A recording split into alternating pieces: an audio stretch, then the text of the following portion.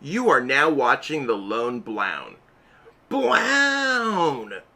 Yo, what's poppin', everyone? Welcome back to The Lone Blown. I'm The Lone Blown, aka Zach Lesage, and today we're going to be going over my Losers Finals match of the Players' Cup 2 Global Finals. Yeah, I know that's a little bit of a mouthful, but I'm super excited to show you this video.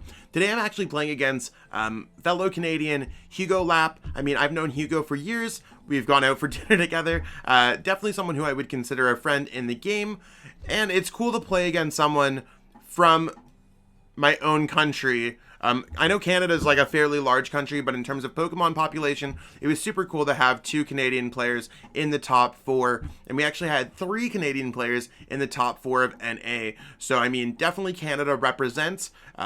Overall, I think this match is a super interesting one. I don't want to go through too many details because obviously you'll get to see the match, but like every other video in this series, I'm going to be sharing kind of my successes, my failures, kind of my thought process as I go through this journey of reliving, recapping my Players' Cup 2 run. If you haven't watched the rest of them, feel free to check that out. The Losers Finals is huge. There's only one game after this, and that's the Grand Finals. So we slowly but surely got there. Thank you for everyone for supporting me along the way. If you haven't already, hit that subscribe button. That'd be awesome. We're currently on a road to 1,000 subs. We're so close to getting there. Hopefully we can get there really soon, or we can get there in general. I have faith in all of us. We've been really working hard to get there together, so appreciate it.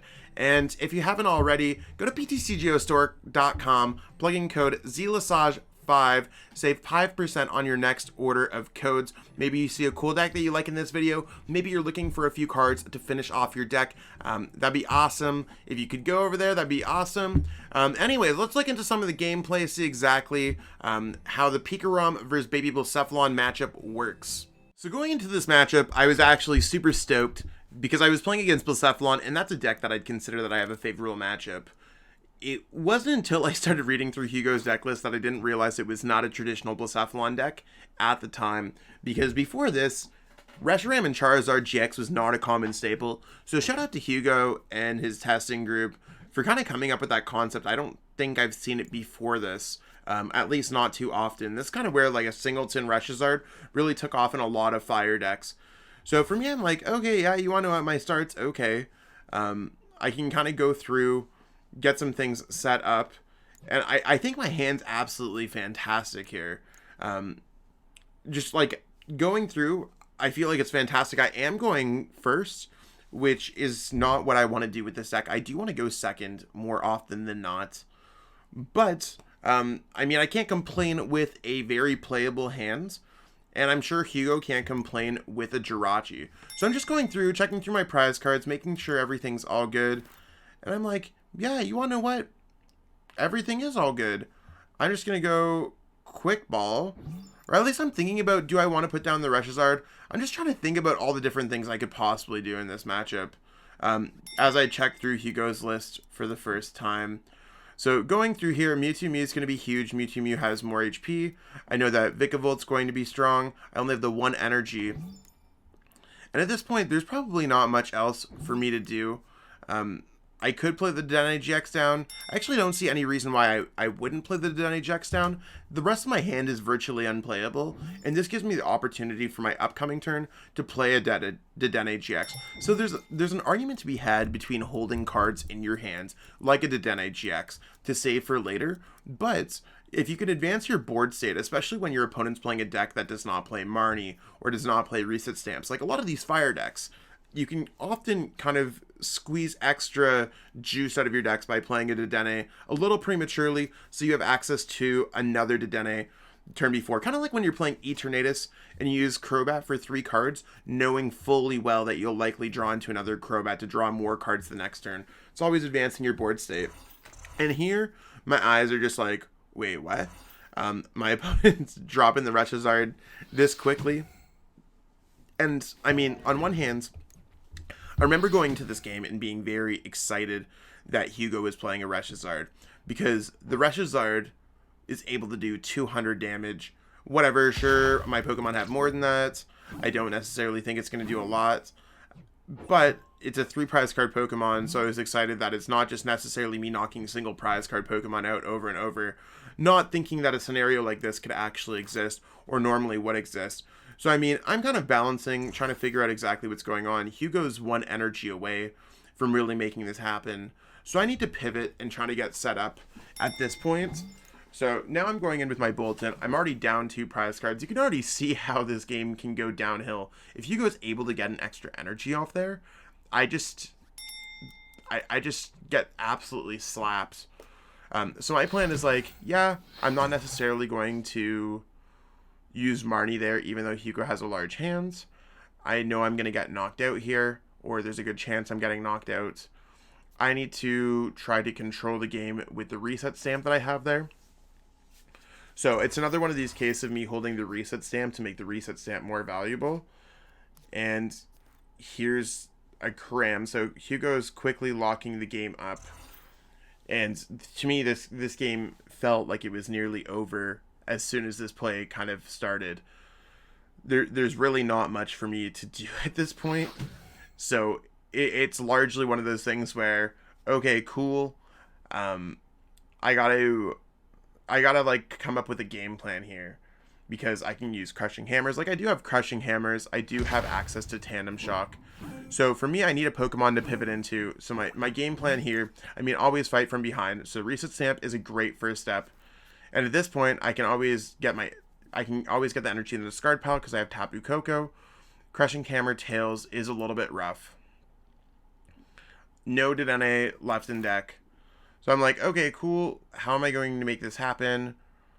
I got 21 cards left in my deck. I can attach the Lightning Energy to the Dedenne GX. I'm not sure why I didn't try to attach the energy first. I think I might have just been upset at this point. Not like upset, but just like taken back by the fact that my opponent in the losers finals is up 4 prize cards on their second turn of the game.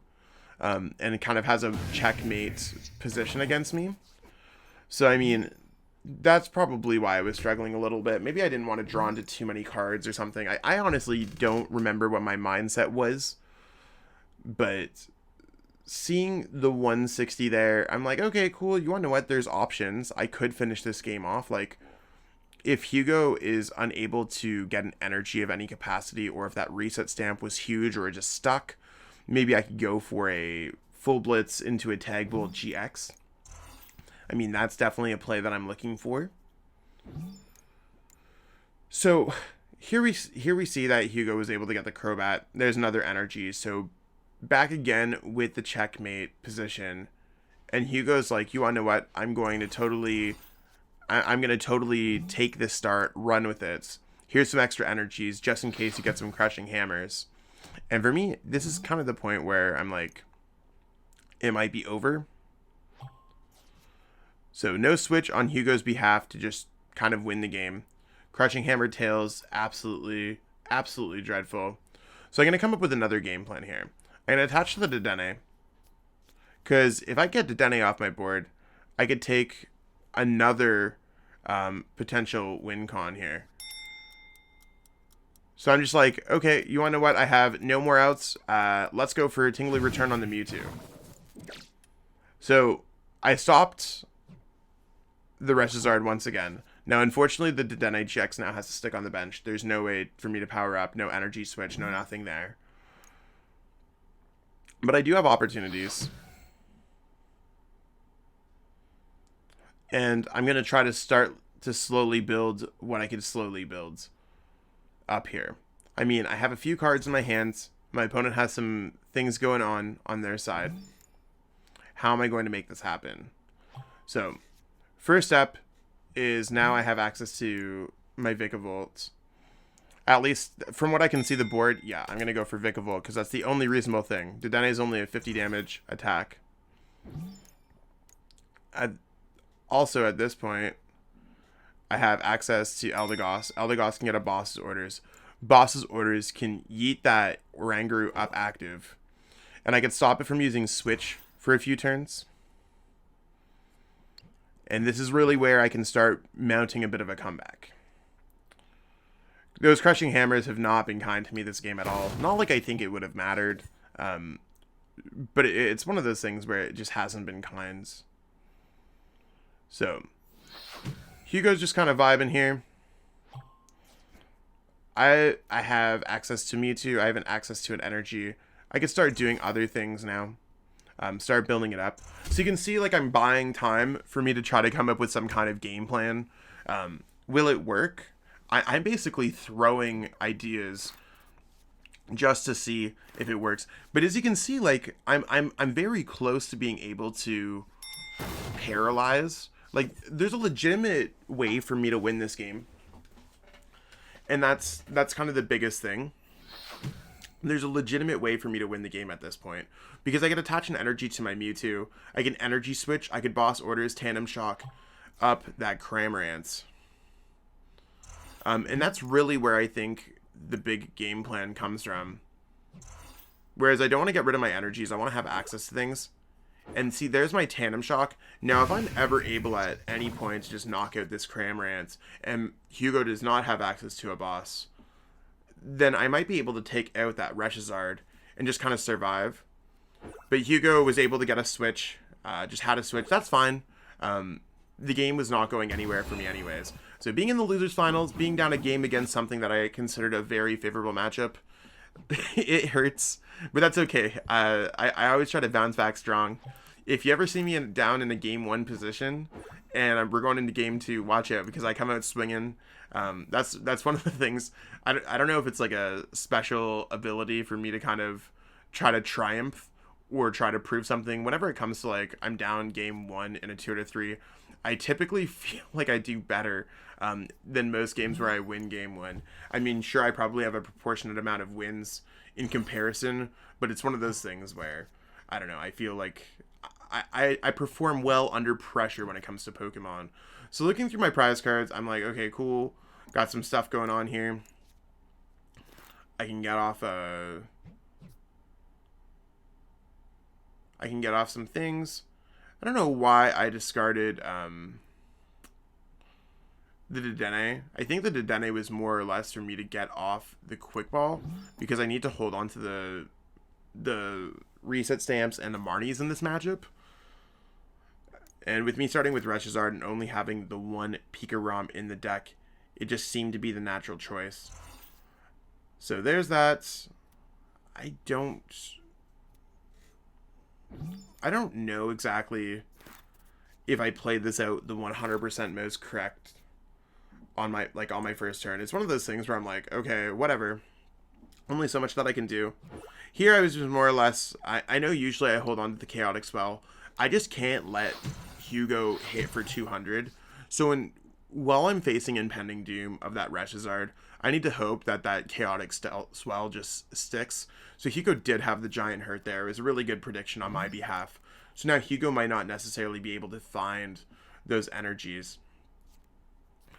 So especially with a hand like this off of Marnie, Hugo should be in a great position.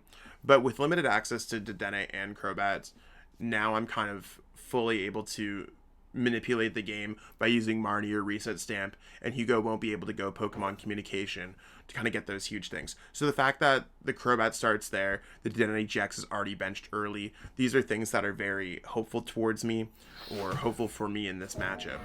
And the fact that I was able to use Boltons, and even if I get knocked out, I now have access to the Tandem Shock. Instead of being down 4 prize cards, I'm only down 2 prize cards. It's a really strong beginning in the game, if you ask me. So here, top decking the energy. I'm debating if I want to go for Boltstorm, or if I want to go for Mewtwo. Here, I think I'm just going to go for Mewtwo.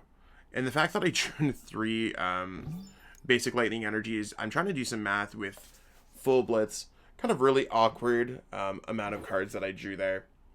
I wish I did not draw 3 lightning energies. That to me is the biggest thing that I ever could have asked for. But in this case, I'm like, yeah, you want to let's try to slow Hugo's roll. Let's see exactly what we could do here. There's the full blitz. And I do have 3 energies. And I'm debating, do I want to go for the full blitz on the active? Do I want to go to full blitz on the bench Pika? I think I'm going to go full blitz on the bench Pika, because I have a lot of access to other successful attacks that I could do. So Hugo now being left without a Jirachi is left in an incredibly awkward situation because Hugo now is kind of playing on top deck mode. There's no Dedenne, there's no nothing. Hugo's just dealing with what's available in his hands.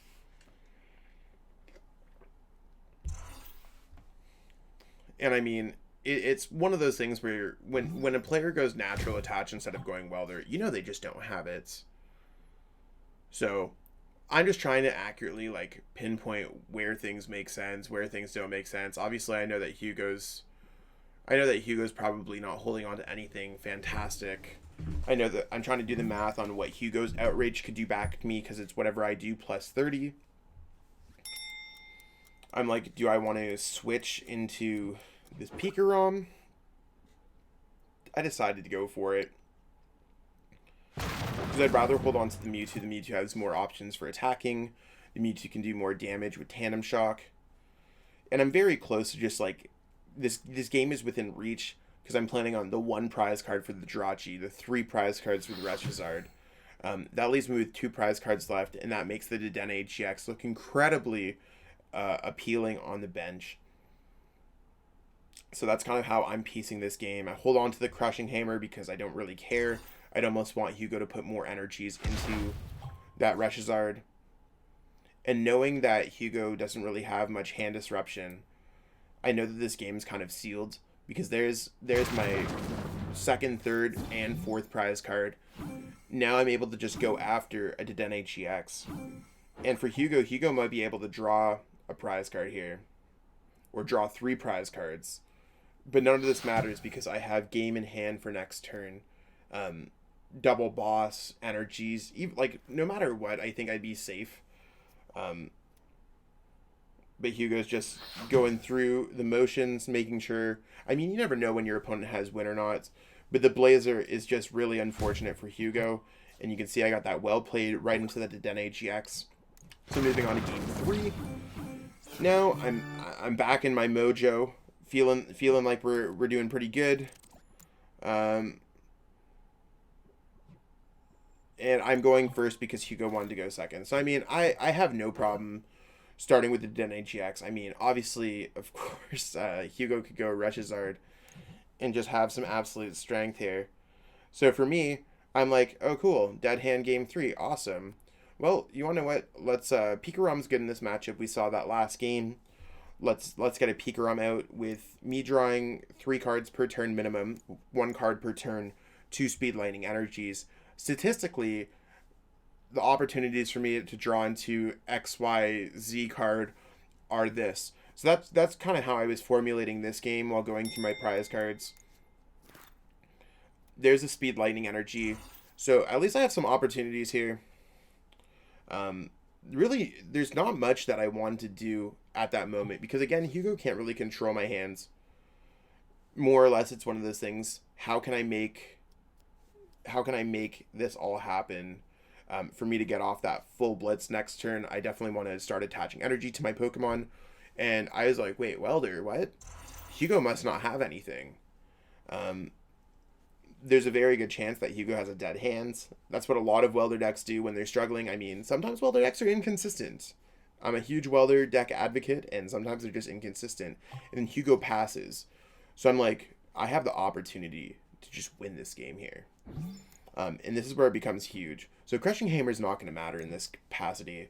I'm able to just grab a Dedenne, get some energies in my discard pile. If I just find a Quick Ball, I win the game. I don't need no energy switch. The fact that I went first is just a blessing. And there's the Quick Ball. Tapu Koko's in there, able to just go Tapu Koko full blitz on the 2nd turn of the game to steal this game from Hugo. Absolutely crazy. It hurts, but we take these along the way. And that's how sometimes you win the game of Pokemon. It's not always decided by the utmost skill. Sometimes your deck is just not going to work for you. And I mean, I've had plenty of that throughout this on my behalf, my opponent's behalf. Sometimes luck is an aspect of the game and you have to deal with it. It's not always something that you could put directly in your control. When it comes to a situation like that, you got to properly analyze if it makes sense to go for that win condition or if it makes sense for you to continue on his setup for a normal game. I could have very easily just been like, yeah, I'm going to go Electrify and give Hugo a few more turns. Would have the result changed? I'm not sure. I went for the path that I mathematically determined was correct for me. So, I mean, always pay attention to your surroundings when it comes to the game of Pokemon. Check your prize cards. Make sure you know exactly how you're going to win those games, because when it comes to a situation like that, you don't want to freeze up. So, great games to Hugo. I mean, I'm sorry that you got that dead hand. It's one of those things where it absolutely sucks. I wish we could have played a better game.